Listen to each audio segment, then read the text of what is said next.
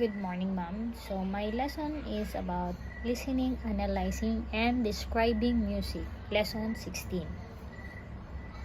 So, introduction. Listening, analyzing, and describing music are three separate activities. But there are instances when these three are inseparable and have to be intertwined with each other, thus becoming a single unified teaching strategy. These three activities add life and excitement to any music class as they depart from the usual lecture where the students are drilled to recite facts from memory. So, listening, analyzing, and describing music. Music can be best enjoyed through listening. Listening is how we consume music, so to speak. It is the purest way on how people can enjoy and appreciate music. Without the means to listen to music, we are left with facts, historical data, and mere representations of sounds on a printed sheet of paper. When students get to hear listening examples of music, they get to actually experience and be in informations in a very unique way. If we are serious in bringing quality music educations to our elementary students, then listening activities and opportunities inside and outside the classroom are indispensable. Here are some examples on how listening is employed. Melody. When teaching about pitches and intervals, students can fully realize the difference between the pitches written on the staff and their distances from each other when they hear them played through a musical instrument or played through an electronic device such as a smartphone. They then get to both see and hear them at the same time. Upon hearing the sounds, it enables them to later imitate what they hear and reproduce it through singing. So, pitches refers to high and low a sound is. So, intervals, the distance between two pitches.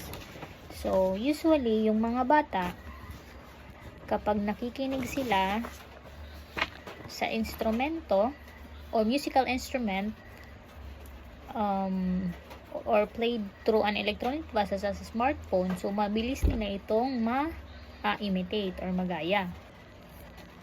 Rhythm and tempo. When teaches tempo, words like allegro means happy, adagio means relax, and vivace means lively. Will not really be appreciated if students cannot hear an examples of piece written in that tempo.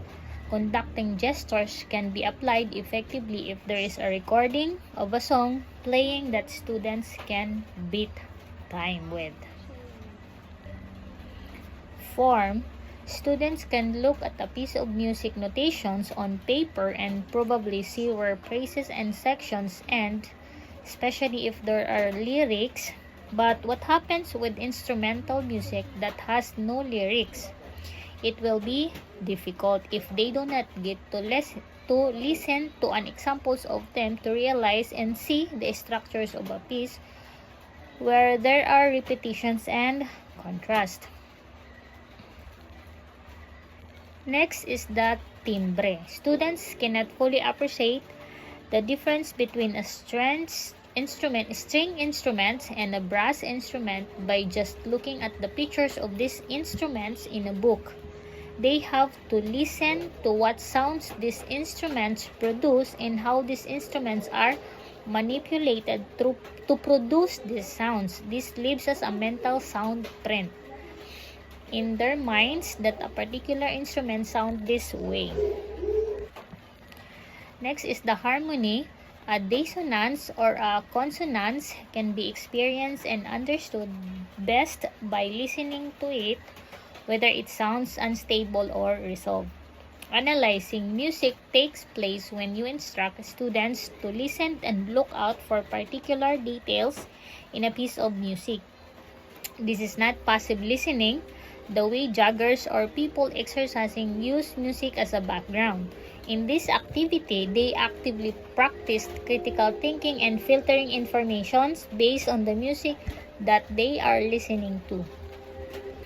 So when analyzing, student practice pattern recognitions, not similarities and differences, seek relationship between musical phrases and sections, and compare and contrast musical elements that they hear as they listen to a piece of music. Beyond this, students may also analyze vocabulary, lyrical, poetic, and social context of songs they listen to. On pitch or note recognition. Instance, two notes are played on instrument. Students are to listen and answer the questions based on what they hear. Which note is higher, the first one of the second one? Which note is longer, the first or second? Guess what the pitch of the first note is. Using the first note as a reference, guess the pitch of the second note. Describing music is the response that students give after listening and analyzing. Describing music is very important, for it is in this activity that students are given the chance to respond either orally or by writing what they feel or think. It is good opportunity also to integrate other subjects or fields of study into music. When students describe music, they also get to practice subjectivity with regards to personal expressivity and artistry, formations of opinions, and seeking of individual truths.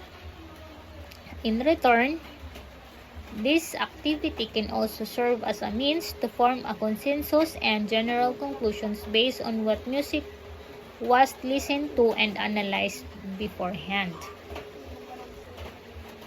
And that's all. Thank you.